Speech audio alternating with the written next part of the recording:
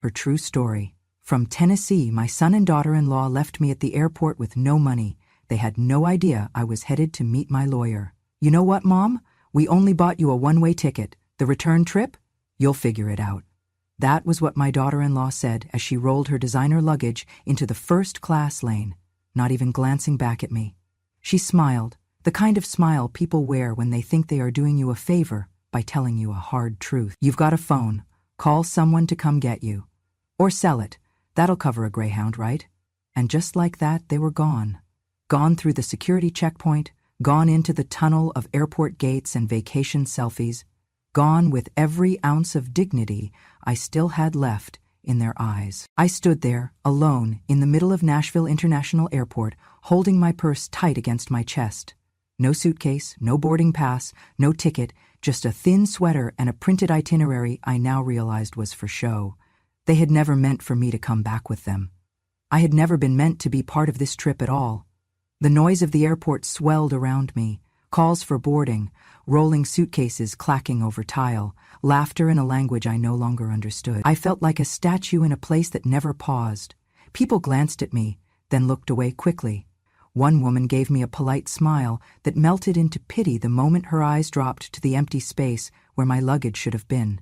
I wanted to disappear, and for a moment I did. Just hours earlier, I had woken up believing I was part of something. A family trip, they had called it. A healing getaway after the funeral. My husband, God rest him, had passed just 2 months ago, 42 years married. We buried him on a rainy Monday. They said I should get out of the house, get some air, and stop crying all the time. They said this trip would be good for me. So I went. I sold the last set of pearls he gave me, used the money to help with the flights. It's a group effort, they told me, smiling. Everyone's pitching in. But I never saw a receipt. I never saw the return booking. And I never questioned it. Because I was taught to trust family, even when they stopped treating you like one. At check-in, I noticed Tanya's mother had a priority tag on her bag. She had a first-class ticket. So did Tanya and my son Mark. I assumed we'd all be sitting apart for boarding convenience. Tanya said they would come back and check on me after takeoff. But that was before they scanned my ticket and told me it had already been voided. Sorry, ma'am, it shows here that there's no return trip under your name, the attendant said, eyebrows furrowed with that mixture of politeness and dread people use when they do not want to deal with tears. I had smiled at her. There must be some mistake. But when I turned around, they were already walking away. I followed them to the security line, still holding my little folder of travel documents. And that was when Tanya turned, sighed, and said the words that I now believe had been rehearsed. You know what, Mom? We only bought you a one-way ticket, the return trip. You'll figure it out. She said it like she was telling me what the weather would be tomorrow. And when she added the part about the phone, sell it if you need bus money, Mark didn't correct her. He didn't even look me in the eye. He just adjusted his sunglasses and kept walking. They left me there, like an old receipt. Used, discarded, unneeded. I stood there long after they disappeared through security, too stunned to move, too proud to sit. I didn't cry. Not yet. I just breathed one shallow breath at a time. The last time I felt that kind of abandonment, I was 9 years old, waiting on a father who never came back from a short trip to the next town. And here I was again, full circle. Only this time, I had raised the person who left me. People kept moving around me. The world didn't stop because I did. A man with a baby stroller passed by. A woman herding teenagers in matching dance uniforms shouted over the din. Somewhere, a flight to Orlando was beginning final boarding. The sun was hitting the glass walls just right, and it hurt my eyes. I looked down at my phone, not because I expected a message from Mark, he wouldn't dare, but to check that it was still in my hand. It was the only thing I had left that said I existed, that I mattered. I thought about calling someone. But who? My sister passed years ago. My friends had their own grown children, their own pains. I wasn't about to call anyone and admit that I had been left behind at an airport by my own family. No, I would not hand them my humiliation. Instead, I took a deep breath, walked over to the nearest bench, and sat down with my back straight and my chin high. I might not have had a ticket home, but I had something else. Tucked in my bra, right next to my heart, was a small envelope. Inside was the business card of a lawyer, my husband's old friend, someone I hadn't seen in years but who had always said, "If you ever need anything, Blake, you come find me." And now I would, because I might have been left with nothing. But that didn't mean I had nothing left to do. Grief does not knock when it arrives. It doesn't ask to come in. It crashes through the front door and sits in your favorite chair like it's always belonged there. That was what it felt like when Jake passed. Not sudden, but complete. One moment he was there, humming off-key in the kitchen, asking where I'd hidden the cinnamon, and the next he was slumped in the hallway, the mug of coffee still warm in his hand. A stroke, they said, massive, irreversible, final.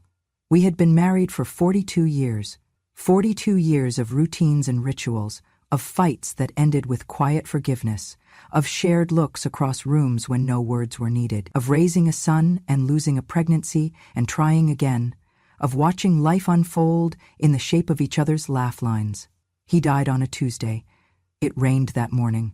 Not the kind of rain that makes you rush inside, but the kind that soaks into the bones without you realizing it. I remember standing at the kitchen sink hours after they took him, watching droplets slide down the window like they were trying to find their way home. I didn't move. I didn't cry.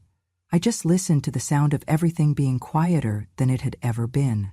The days that followed were a blur of casseroles and condolences. People I hadn't seen in years brought flowers and stories, most of which I was too numb to absorb. The funeral was short. Jake never liked being the center of attention. He used to say, "If anyone cries at my funeral, make sure they bring a mop." I tried not to cry, but I brought tissues anyway. After the service, I went home alone to the house we built together. The bed felt too big. The rooms echoed differently. His slippers were still under the nightstand. His toothbrush sat beside mine like nothing had changed, as if grief wasn't a thief but just a shadow, polite enough to knock before stealing everything that mattered. The weeks crawled by. Some days I didn't leave the house. I'd sit in the chair he loved most and try to remember the exact way he laughed when something was really funny, that belly-deep chuckle that made his shoulders bounce. I tried to remember how he looked at me when I came into a room. I tried to remember who I was before I became the widow. And then one morning, Mark came by. He hugged me, light and distracted, and said, "Mom, I was talking to Tanya and we think it'd be good for you to get away for a bit." "Away?" I repeated. "Yeah, just a short trip," he said, "to clear your head. We're thinking of taking the kids down to Florida for spring break. You should come, it could be nice." Tanya nodded beside him, all practiced sympathy. "Just to breathe a little. Change of scenery. Don't you think Jake would want that for you?" It felt like someone opened a window. I hadn't been out of Tennessee in over 5 years. The thought of sand between my toes, of sun on my shoulders, of not waking up to silence, it stirred something I thought was long gone.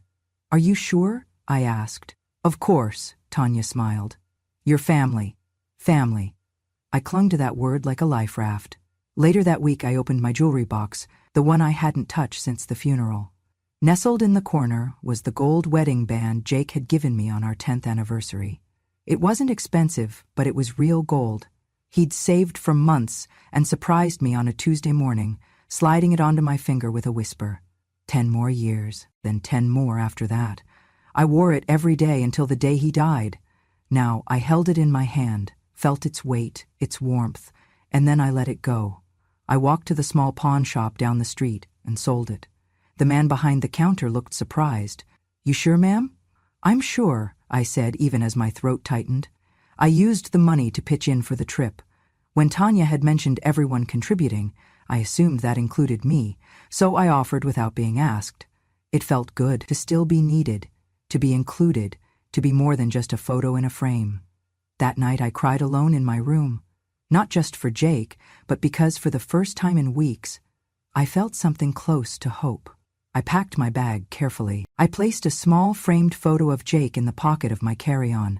I chose my softest sweater, the one he always said made me look classy as hell. I folded a beach towel I hadn't used in years and tucked a paperback I'd been meaning to read for months into the front pocket. And before I zipped it all shut, I placed a folded tissue in the top flap, just in case. I didn't know that by the time I reached the airport, all of it, the bag, the towel, the hope, would be gone. That the woman I had been, while packing, would not be the same woman left standing alone at gate B22, that I had not been invited out of love or grief or even pity. I had been included for convenience, for what I could give, not who I was. I see that now. But back then, in those days between the funeral and the flight, I believed in the story they told me, that I was still part of the family, that I was still wanted. I was wrong.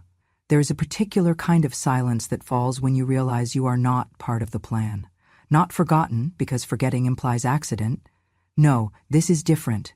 This is the realization that someone looked at you, considered you, and still decided you were disposable. It happened at the airline counter. "Ma'am, I'm sorry," the agent said politely, tapping at her keyboard. "There's no return flight booked under your name." I blinked. "I'm with my son's family, Monroe. The reservation should be under Monroe." She checked again, this time with a deeper frown. "I do see a Monroe group, but the return tickets are only for 6 passengers. You're not listed." She looked up at me with that rehearsed empathy they must practice in training, the kind that says, "I'm so sorry your life just cracked open, but I still have a line behind you." I felt my breath catch in my throat. There has to be a mistake. "We can check if there's a return flight available," she offered. "But it would need to be purchased separately." I didn't respond. I turned slowly, scanning the bustling terminal, and spotted Mark and Tanya near a coffee stand, laughing about something on her phone. I walked over, still holding my printed itinerary, the edges now damp from the sweat on my palms. "Mark," I said gently, "the agent says I don't have a return ticket. Can you check yours?" He glanced up, eyes darting, a flicker of discomfort flashing across his face before it was replaced by a half-hearted smile. "Oh, right, yeah," he said, scratching the back of his neck. "We figured you might want to stay a little longer. You know, enjoy some peace and quiet." My heart paused. "What?" Tanya chimed in, no pretense. "We only bought you a one-way, Blake. Flights are expensive. And let's be honest, you've got plenty of time. You're retired, right?" I thought this was a round trip," I said, voice thin, almost childlike. Tanya shrugged, sipping her coffee. "You're an adult, you can figure it out. You've got your phone, there's Wi-Fi, or call someone to help. This is a vacation, not a charity drive." I looked at my son. "Mark?" He didn't meet my eyes. "It just made more sense this way, Mom. We thought it'd be good for you to stay a few extra days, maybe even see some friends. I didn't pack for more days." "Well," Tanya said, now checking her nails, "there are stores." I couldn't speak. I just stood there, clutching that worthless itinerary like a shield. I realized then that I didn't have my suitcase. They had checked their bags together at the curbside drop-off. Tanya had waved off my small carry-on and told me, "Let us handle it, Blake. Just relax." It was probably still in the trunk.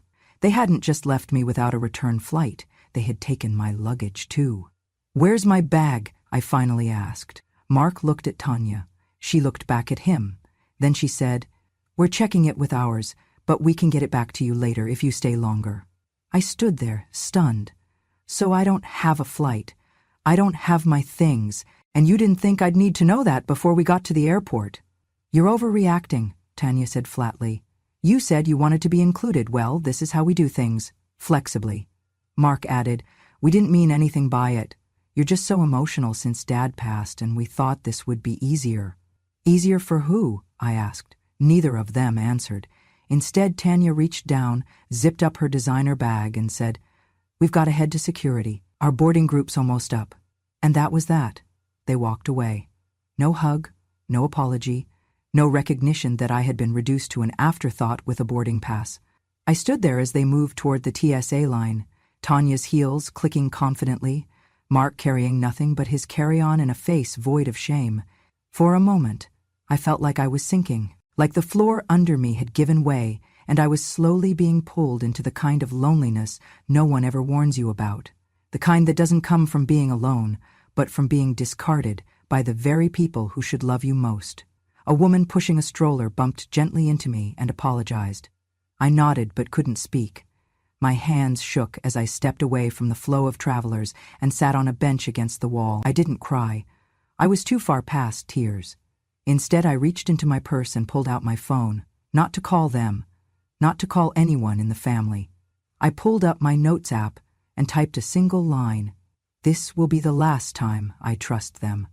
Then I scrolled to the contact I had saved under the name J.R. Lawyer. Jake had introduced us back when he was still working. J.R. had handled our mortgage paperwork, our wills. He had always said, "If you ever need anything, Blake, I'll be there." I clicked the number and pressed call. When he answered, I didn't say hello. I didn't explain. I said, "I need to update my will," and just like that, my role changed. I was no longer the forgotten mother on a one-way ticket. I was a woman preparing to reclaim her voice. I looked at the boarding monitor. Their flight was on time. So was mine. It just wasn't headed where they thought. I did not follow them to the gate.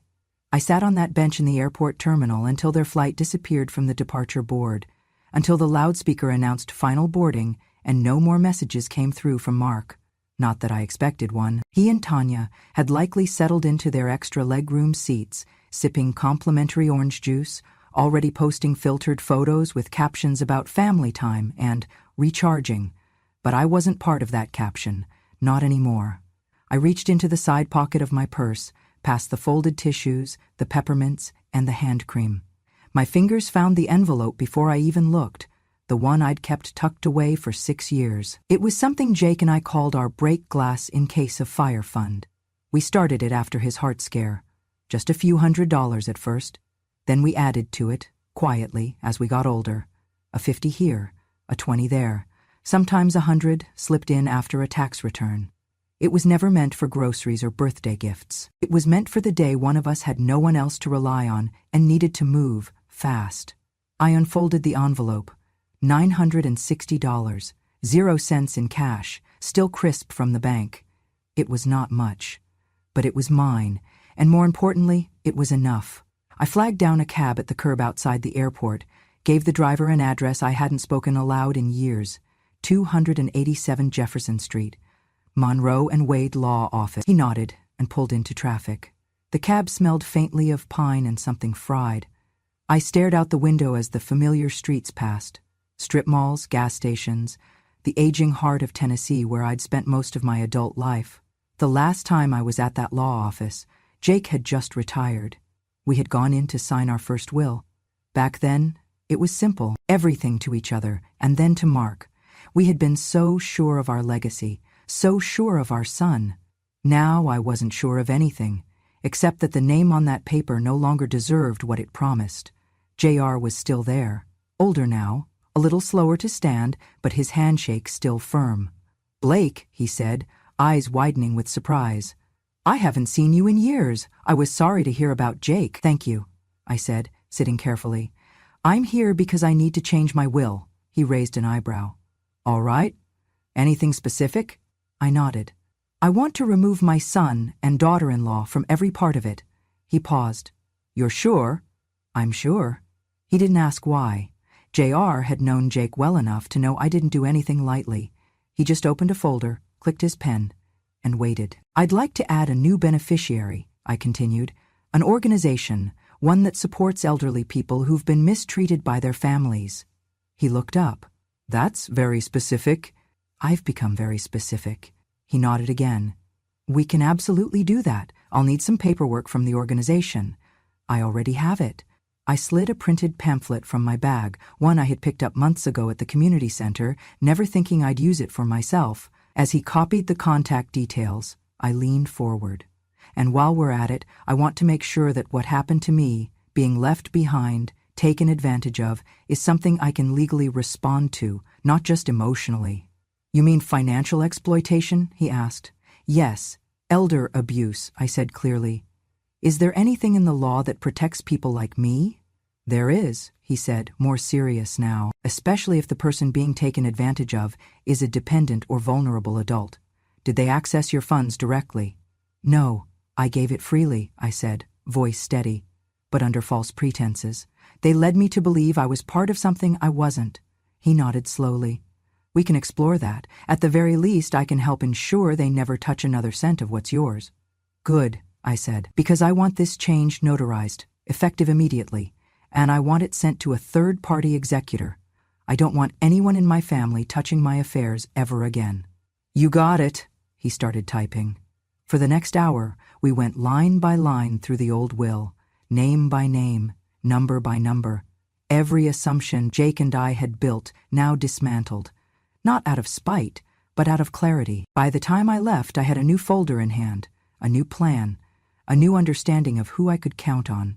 I walked out into the sunlight and didn't feel weak. I felt clean. I flagged another cab and gave them the name of a modest downtown motel. Not where I would stay forever, just for the night. Enough time to rest. Enough time to think. Enough time to remind myself that a woman with no return ticket is not a woman who's lost. She's a woman who has finally chosen her own direction. By the time morning light poured through the thin curtains of my motel window, the paperwork was done. It was official. My son and daughter-in-law were no longer part of my will. Their names, once written in confident ink on the lines labeled primary beneficiaries, were now erased. Replaced not with anger, not with vengeance, but with something far more powerful: intention. I didn't do it in a fit of rage. I did it slowly, deliberately, carefully, because some choices aren't made in a storm. They're made in stillness, after you've finally stopped pretending the rain will pass. The night before, after leaving JR's office, I sat on the motel bed with the documents spread out before me. Pages and pages of numbers, clauses, signatures. My life reduced to columns and categories. But also, for the first time in years, my life under my control again. It wasn't a large estate, nothing worthy of headlines, but it was enough. The house Jake and I paid off after 30 years. The farmland my father left me that we'd leased quietly for cattle grazing. A handful of investment accounts we had tended like a backyard garden, and the savings I had kept separate, money he insisted I maintain just in case. Well, the case had come, and now it would serve a purpose. I left it all to an organization called Elder Haven, a nonprofit focused on supporting older adults abandoned or financially exploited by their families. Housing assistance, legal protection, community programs. They helped women like me, and I knew I wasn't alone. I included a personal letter in the bequest, addressed to no one in particular, but written to every woman who might one day sit where I sat. Left behind, dismissed, treated like a burden instead of a blessing. If you are reading this, I wrote, you are not invisible, you are not crazy, and you are not done yet. That morning, before checking out of the motel, I called JR one last time. I want a digital copy, I said, scanned and password protected, sent only to the email I'll give you now. Do not share it with anyone else, not even if they come asking. He didn't question me. Understood. Also, I added, I want the original stored at your office, locked, fireproof, with only you and the executor you named having access. You got it, Blake. And if anyone from my family contacts you, he didn't even pause, I'll remind them they were removed by your own hand. I exhaled. It was done. The chain had been cut. Not in fury, but in quiet freedom. It's a strange thing erasing someone you brought into the world from the future you once dreamed for them, but the truth is, they were never meant to inherit what they tried to buy with disrespect. Inheritance isn't just about money. It's about trust, and trust, once broken like mine had been, cannot be rebuilt with phone calls or flowers. It must be earned, and they had not even tried. Later that afternoon, I mailed copies of my documents, not to my family, but to a safety deposit box I opened in my own name. I listed myself as the sole key holder. I changed the passwords to my accounts. I updated every emergency contact form that still listed Mark, and when the bank teller asked, "Would you like to add a family member for access?" I smiled. "No," I said. "Just me." Just me.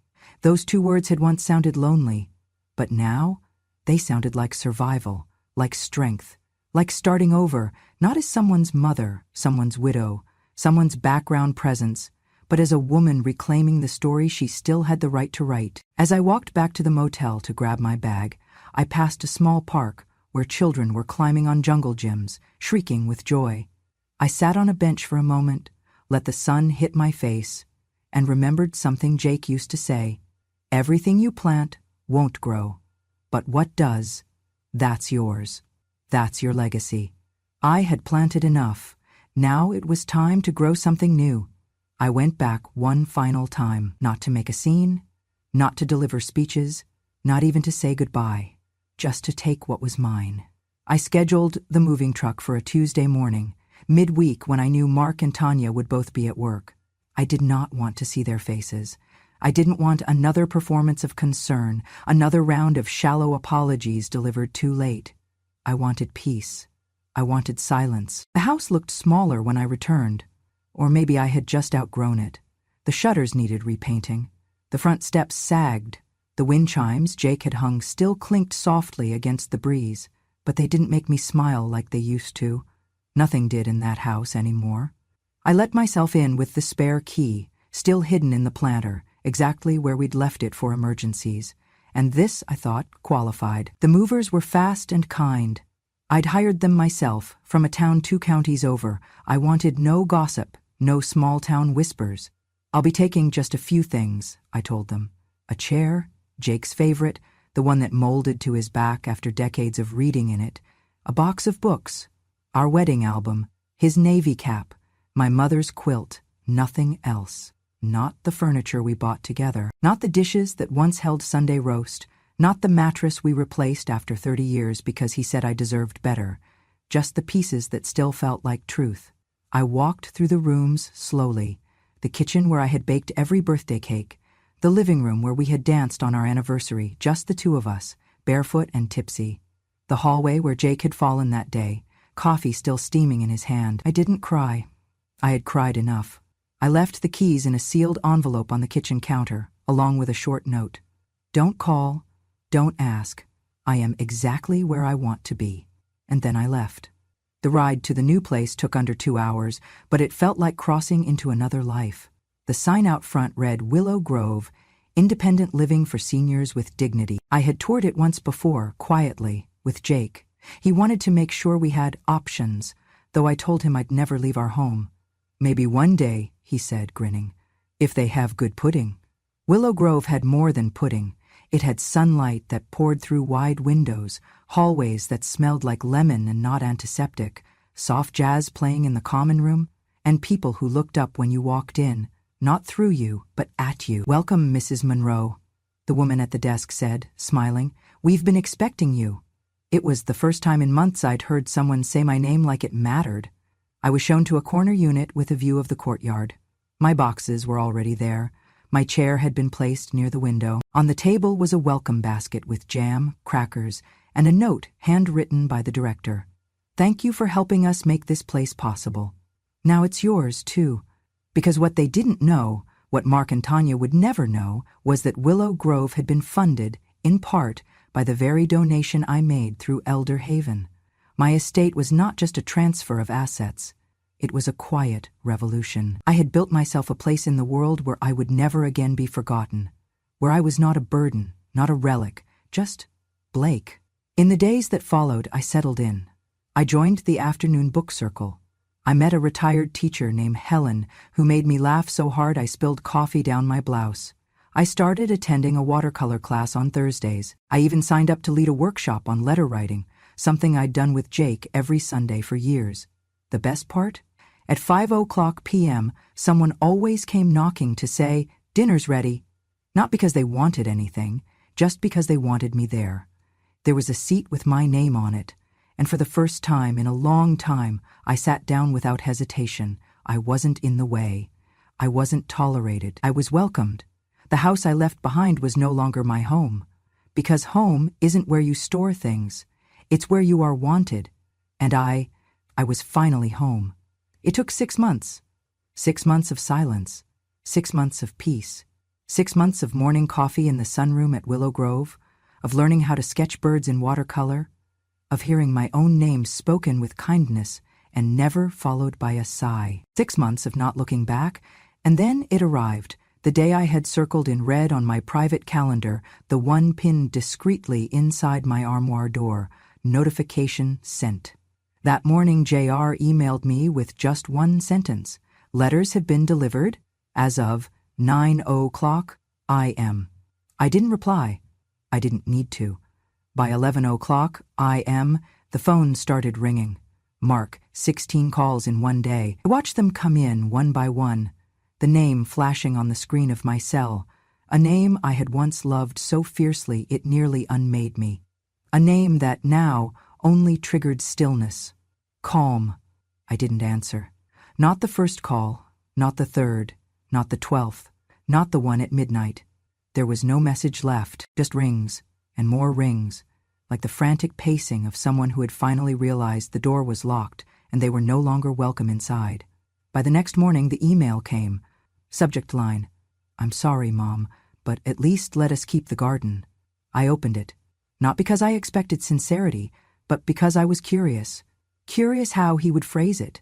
Curious if he'd even understand what had been lost. From Mark Monroe to Blake Monroe. Subject, "I'm sorry, Mom, but at least let us keep the garden, Mom." I don't know what to say. Tanya and I got the letter from the lawyer this morning, and I don't even know where to begin. We didn't think you'd actually go through with it. Look, maybe we were wrong. Maybe we didn't handle the airport thing right. Maybe we underestimated how hurt you were. Tanya says it wasn't meant to feel like abandonment. She just thought you'd prefer to stay a few extra days. I know that doesn't excuse anything. But this, Mom, this is serious. You've removed us from everything. The house, the savings, the land. Even the joint account we used for the kids' school fees has been frozen.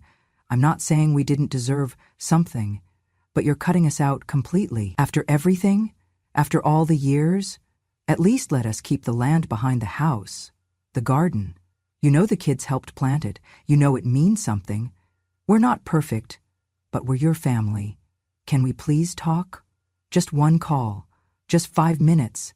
Mark, I read it once, then again, and then I closed the laptop and sat back, letting the words settle. We didn't think you'd actually go through with it.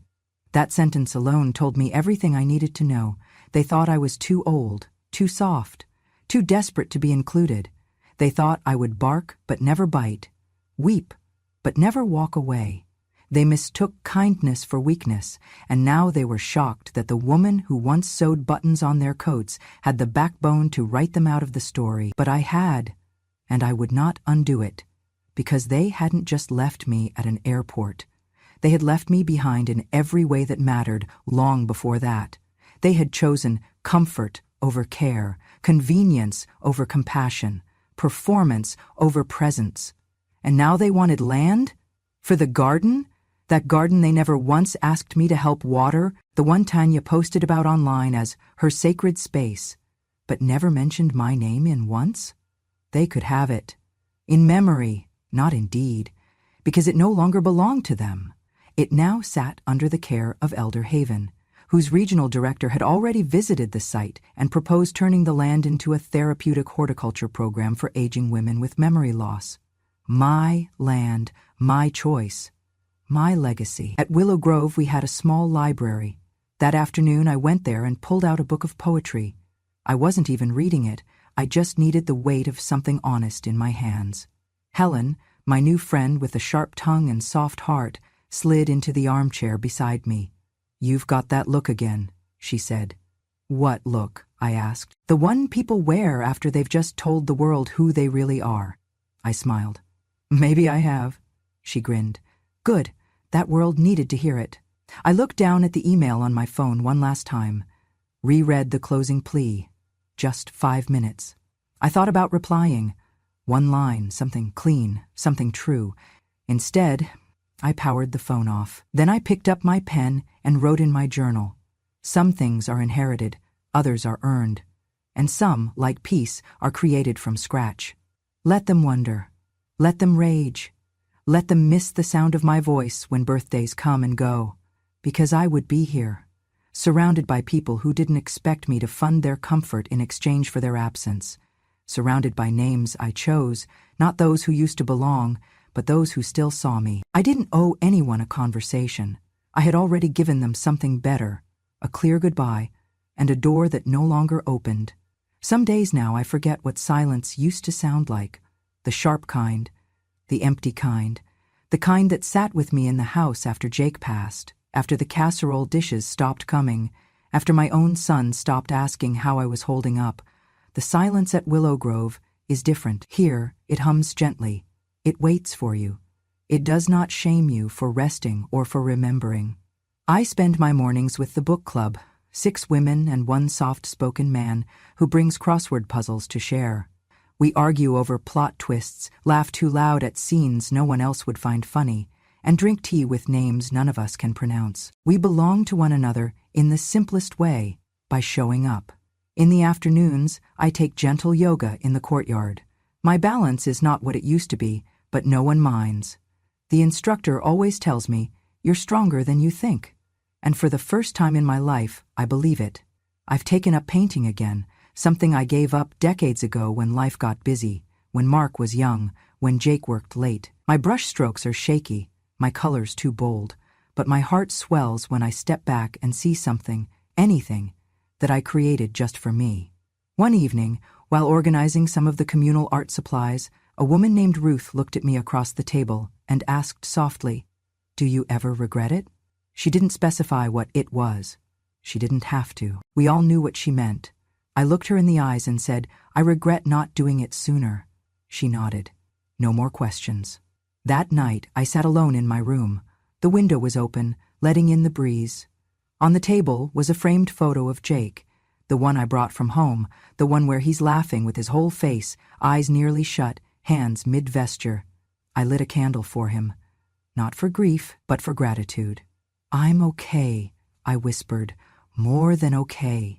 Then, after a moment, I added something I hadn't even known I needed to say. They thought I'd fall apart when they left me. They thought I'd panic, beg, chase after them. I leaned in closer, looking at his picture as if he were sitting across from me at the dinner table. But you know what, love? They're the ones who lost something that day. Not me. They lost their way back. Because that's what they did, isn't it? They mistook silence for weakness. They mistook endurance for consent. They mistook my love for a bottomless well they could draw from forever, without ever pouring anything back in. But now, I don't mistake myself for someone who owes anyone anything. Not Mark, not Tanya, not the grandkids who will one day ask why they don't know me, and who will hear whatever version of the story their parents are bold enough to tell. That's not my burden. I know my truth.